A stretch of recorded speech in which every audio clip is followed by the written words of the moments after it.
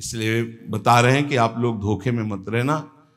सत्संग का फ्री मिलता है, वो क्या कहते हैं, कूपन, टोकन, कूपन जो भी हो, फ्री मिलता है, एक दिन पहले मिल जाता है। अब वहां 5 लोग खड़े हुए एक परिवार के और ले गए। इसके बाद वो 5 लोगों को 1-1 हजार 2-2 हजार का बेच दिया। अब वो आके सत्संग में बैठने के लिए जब, तो उसकी अवस्था लिखी जाती है और उसका लिंग परिचय की पुल्लिंग है या स्त्रीलिंग है, तो मान लो 5 स्त्रीलिंग लिखे हुए नाम है और उनमें 5 पुरुष आ रहे हैं, अवस्था अलग है, उनका आधार कार्ड अलग है। तो उनसे पूछा गया कि आप कैसे, आपका तो कूपन है नहीं, आपका टोकन तो है नहीं। तो उन्होंने कहा मैंने 1 हजार में खरीदा, मैंने इतने में खरीदा। ये अपराध है, ना सुनने वाले को लाभ मिलेगा और ना बेचने वाले को, दोनों को पाप लगेगा। जब यहाँ नहीं लिया जाता तो कोई भी ऐसी गंदी हरकत करके यहाँ ना बैठे कि हम 2 हजार में खरीद के आ रहे हैं, तुम्हारे को पाप लगेगा। तुम यहाँ आकर के स्वयं खड़े होकर लीजिए, नहीं है तो गली में बैठ के सुन लीजिए। क्यों आप गंदी आदत कर रहे हो, क्यों दूसरों को बढ़ावा दे रहे हो गंदगी के लिए, जब यहाँ एकांतिक के लिए और सत्संग के लिए बिल्कुल फ्री है। आप एकदम आइए, एक दिन पहले आइए और जो टोकन या कूपन जो भी कहा जाता है वो स्वीकार कीजिए और आप आकर के, किसी के लिए कोई फीस नहीं। अब दर्शन कराने के लिए इसलिए बंद करवा दिया, दर्शन कराने के लिए आ रहे हैं 2 हजार 11 हजार।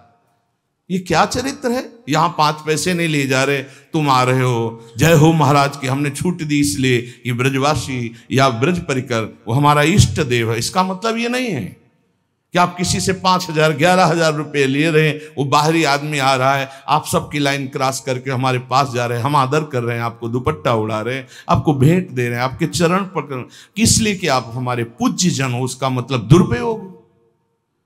कभी आपको ऐसे दर्शन से लाभ नहीं मिलेगा, ध्यान रखना। यहां सिद्धांत संतों का जो होता है उसके अनुसार चलना चाहिए। यहां कहीं किसी भी तरह की ना हमारे परिकर के कहीं दोष मिलेगा कि फीस लेंगे, और अगर आप फीस देकर कहीं से आते हैं तो आप अपराध करते हैं, आप गलत मार्ग का बढ़ावा कर रहे हैं, अधर्म का। ऐसे ही लोग अधर्मी होते हैं, आ रहे हो सत्संग करने और आप अधर्म का आचरण कर रहे हो, उसको बढ़ावा दे रहे हो, वो क्या करेगा 4 लोगों का। फिर इसके बाद क्या होगा, फिर ये विचार बनेगा कि जरूर बाबा मिले होंगे, 10 हजार हमसे लेता है, 5 हजार बाबा को देता होगा, 5 हजार अपने आप ले। दोष दर्शन और वो बुद्धि आपको भ्रष्ट कर देगी, सत्संग और एकांतिक लाभ ले पाओगे।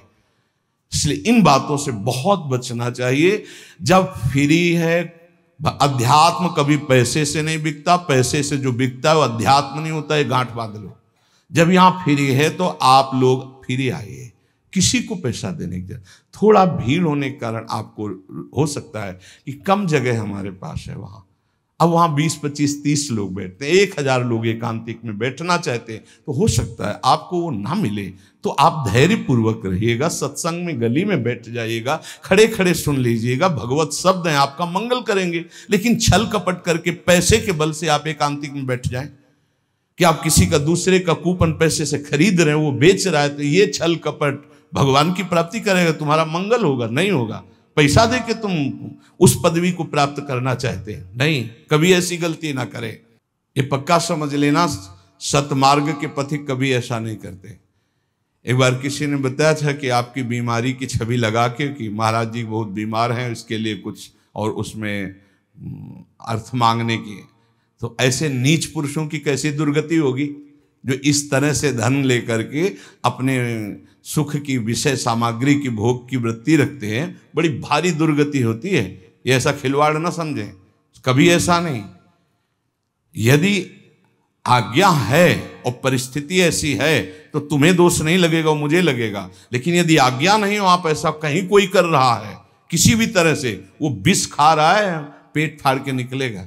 ऐसा नहीं किया जाता। किसी संत महात्मा के यश का प्रयोग करके अर्थ की प्राप्ति करना।